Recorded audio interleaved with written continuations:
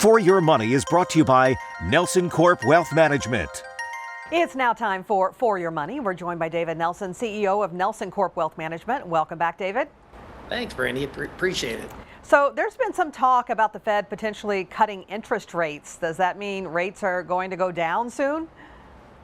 It's a common misconception that a lot of folks have. This is very, very normal. When we chat with clients, they talk about interest rates and the impact, if the Fed were to cut, that this is going to be great as far as mortgage rates.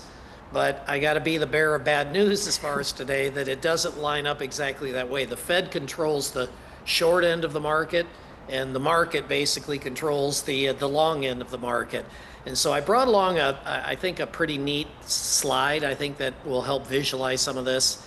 On the left-hand side, what we're looking at is the average. The blue is essentially what's taken place as far as the Federal Reserve is concerned. And we're looking at this data is going back to 1989. And what we're looking at here is 9 different examples of basically where interest rates were being cut. And what we see on the left is the average. What we see in the middle is basically what's taken place as far as during periods of recession.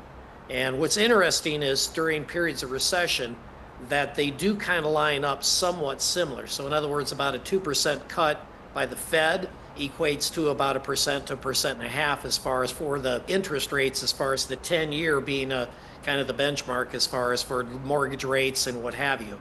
So it's an interesting matchup here. When we're not in a recession, what we find, and that's the far right, and I'll wrap it up with this, is that when interest rates are being cut when we're not in a recession, essentially, and that's kind of where we find ourselves today, bottom line, interest rates don't drop very much.